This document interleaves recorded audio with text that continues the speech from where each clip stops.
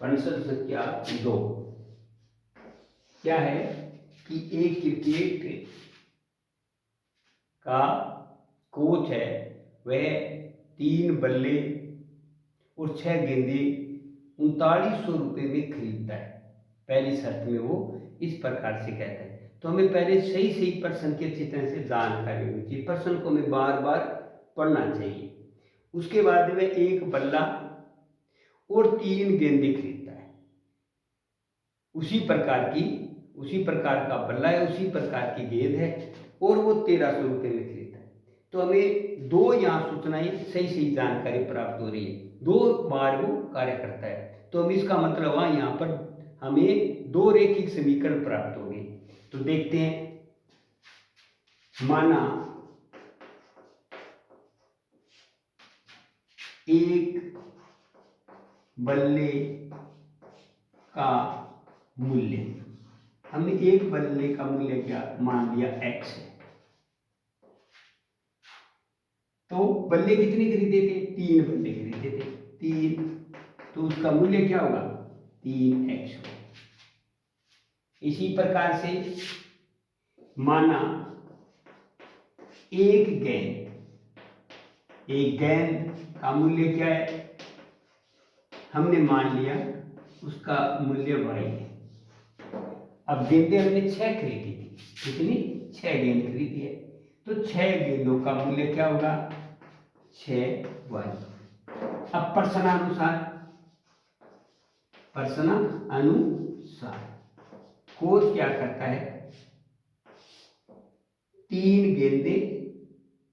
3 बल्ले और 6 गेंदों के 3900 रुपये देता है। तो इसका मतलब क्या हुआ? 3x ये बल्ले हो गए और ये कितने हो गए? ये गेंदे होगी, और कितने रुपए लगे? 3900 रुपये लगे। अब हम ध्यान से देखते हैं, तो यहाँ पर हमें 3 से सभी संख्याएं विभाजित हो रही है। तो हमें अधिकार है कि हम सभी संख्याओं को 3 से विभाजित कर सकते हैं, यानी 3 से भाग देने पर, 3 से भाग देंगे तो यहाँ पर क्या आएगा? 3 में 3 का भाग दिया तो x आ गया, इसमें 6 में 3 का भाग दिया 2y आ गया, और 3 एकम 3, 3 3 9 और 2 13 16। इस प्रकार से हमें एक समीकरण, एक रेखिक समीकरण प्रथम शर्त के अनुसार हमें प्राप्त हो गए। अब दूसरी स्थिति में क्या कहता है?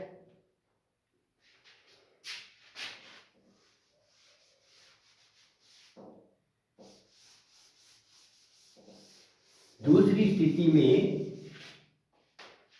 एक ही बल्ला खरीदता है, परंतु गेंद है वो 3 गेंदें खरीदता है।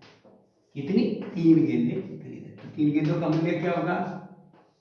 3y। परंतु दूसरी स्थिति में क्या है?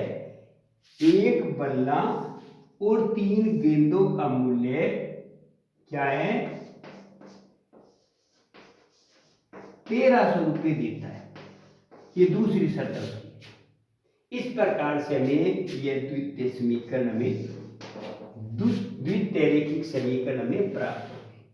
अब इसके बाद में हम इनके विभिन्न प्रकार से मान निकालेंगे। तो मान निकालते समय क्या है?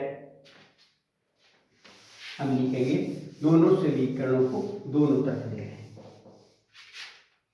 एक हमारे पास समीकरण है x प्लस 2y बराबर 1300, ये फर्स्ट समीकरण है। x प्लस 3y बराबर 1300, ये हमारे पास में द्वितीय समीकरण है, यानी दूसरी समीकरण है। अब हम इस समीकरण को हल करते हैं, तो हम इसके विभिन्न मान निकालते हैं। माना y बराबर 600 मान, y का मान 600 रुपये, यानी 600 रखा, तो x का x प्लस 2 गुणा y का मान क्या? 600, तो यहाँ 600 लिख देंगे। 600 बराबर 1300। आप देखते हैं x प्लस 600 को तो 1200 आ गया बराबर 1300। अब क्या करेंगे, x बराबर बिल्कुल एकदम बराबर के सीधे में रखना चाहिए ताकि सवाल में गलती कम हो। हम प्लस के 12 इधर पक्षांतर करेंगे तो 1200, तो हमारे पास में 1300 में से 1200 जाने पर 100 रुपये बच गए। तो हमारे पास में ए बिंदु प्राप्त हो गया 100 और y का मान क्या है 600, तो हम 600 लिख देंगे। इस प्रकार से ए बिंदु प्राप्त हो गया। फिर हमने माना y बराबर हमने 500 माना, y बराबर हमने 500 माना, तो अब यहाँ पर y की जगह क्या रखेंगे 500 रख देंगे और शेष x का मान निकालेंगे। x प्लस 2 गुना 500 बराबर 1300। तो अब हमें क्या प्राप्त हुआ, x ये कितना हो गया 1000 बराबर 1300। फिर क्या लिखेंगे, x बराबर 1300 माइनस 1000, तो हमारे पास में x का मान आ गया 300। तो इस प्रकार से हमें b बिंदु प्राप्त हो गया 300 और 300 और क्या प्राप्त हुआ है, y का मान क्या माना था 500, तो ये 500 लिख देंगे। इस प्रकार से बच्चों में a और b बिंदु प्राप्त होगी और इससे हमें एक रेखा प्राप्त होगी। ठीक इसी प्रकार से हम द्वितीय समीकरण को हल करते हैं। द्वितीय समीकरण में क्या है देखते हैं, माना y बराबर अपने 300 मानते हैं, मान लिया, ठीक है। तो क्या लिखेंगे, x प्लस 3 गुणा में 300 बराबर 1300। x प्लस 300 इसको गुणा किया तो हमें पता है 900 आ गया बराबर 1300। अब हम देखते हैं क्या, x हमेशा बराबर से चलता रहना चाहिए। अब ये प्लस 900 है तो यहाँ पर हमारी माइनस 900 प्राप्त हो, क्योंकि पक्षांतर किया तो x का मान कितना आ गया 400 आ गया। तो हमारे पास में P बिंदु है 400 और 300, 400 और 300 में प्राप्त हो गया। इसी प्रकार से फिर हम समीकरण y का मान रखेंगे और हमें q बिंदु प्राप्त करने के लिए माना, फिर लिखेंगे माना y बराबर 400 मान लेते हैं।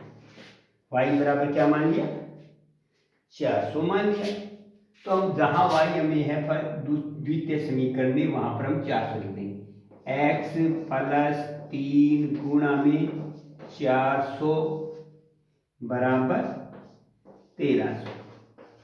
तो इस प्रकार से क्या हमें x प्लस कितना हो गया 1200 बराबर 1300, x बराबर 1300।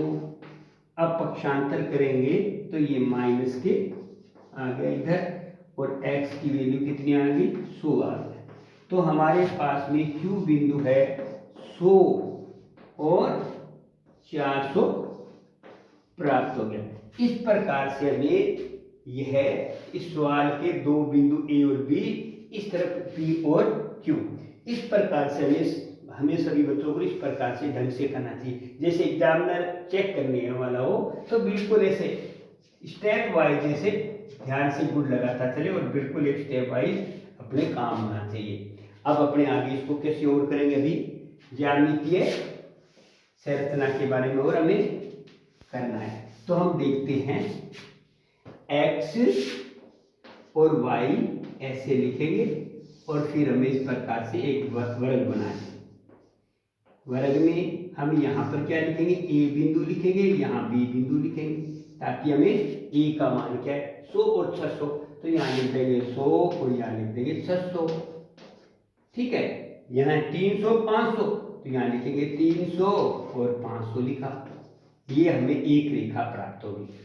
इसका मान यहाँ पर फिर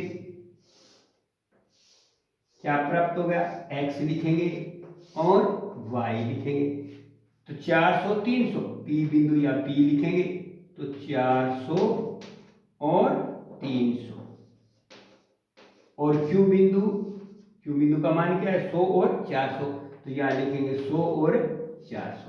इस प्रकार से हमें ये एक्स ए बिंदु और बी बिंदु निर्देशांक हमें प्राप्त हो गए। अब इसके बाद में हम क्या करेंगे, द्विमीतीय संरचना का निर्माण करेंगे। तो द्विमीतीय संरचना में देखो कैसे करेंगे।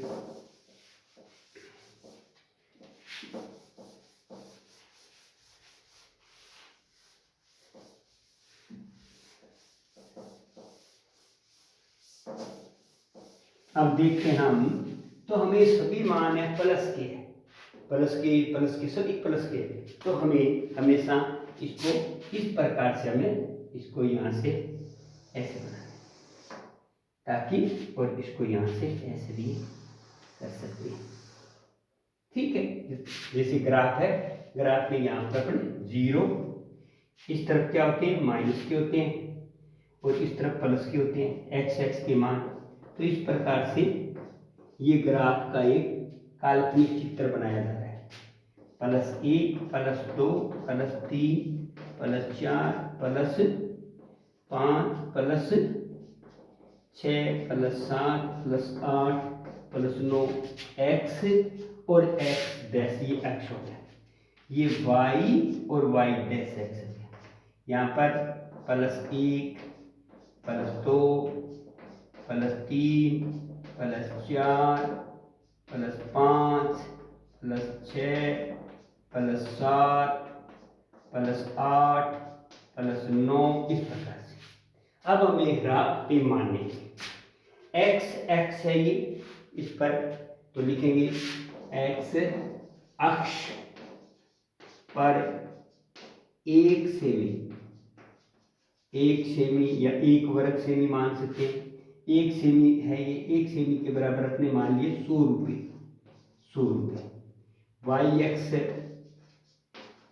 x पर पैमाना 1 सेमी,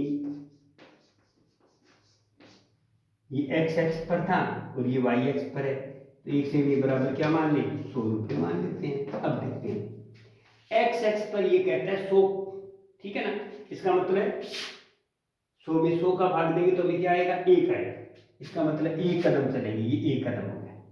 और ऊपर कितने चलेंगे 6 कदम, तो ये 6 कदम, तो ये हमारे पास में ए बिंदु प्राप्त हो गया 100 और 600, ये ए बिंदु प्राप्त हो गया।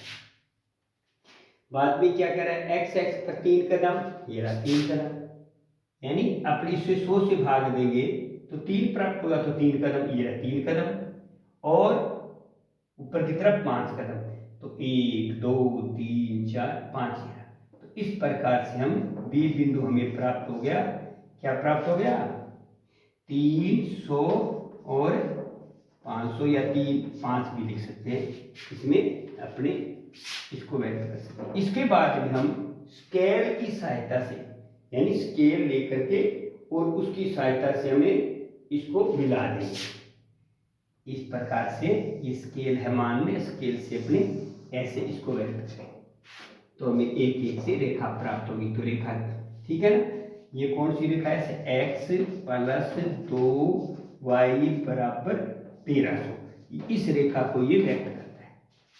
अब हम द्वितीय, ये हमारे पास में द्वितीय समीकरण का, इसमें क्या बोल रहा है x का मान 400 है, 400 में 100 का भाग दिया तो 4 प्राप्त हो गया, x पर 4, मेरा 4 कदम चले, और दूसरी तरफ कितना चलेंगे 100 से भाग देने पर 3 कदम चलेंगे, तो ये रहे 3 कदम, ये 3 कदम, ये हमारे पास में आ गया P बिंदु, क्या आ गया 400 और 300, ऐसे लिख सकते हैं।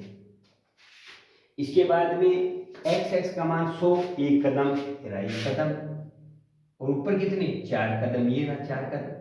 इस प्रकार से हम यहाँ पर क्या लिखेंगे 100 और 4, और उसके बाद में हम इसको ऐसे रेखा को पटरी की सहायता से मिलान कर देंगे, ठीक है ना, बिल्कुल एकदम सीधे इस प्रकार से इसका मिलान करें। तो ये समीकरण कौन सी थी, x + 3y = 1300 को ये सेकंड समीकरण को व्यक्त करती है। इस प्रकार से ये रेखाएं प्रतिच्छेदी करती है। इसका मतलब जो हल होगा एक अद्वितीय हल होगा। इस प्रकार से हम ये प्रश्नावली 3.1 का दूसरा सवाल है इस प्रकार से ज्यामितीय और बीजगणितीय रूप में व्यक्त करेंगे। ये ग्राफ के रूप में बिल्कुल अपने आप में पूर्ण रूप से हो गया।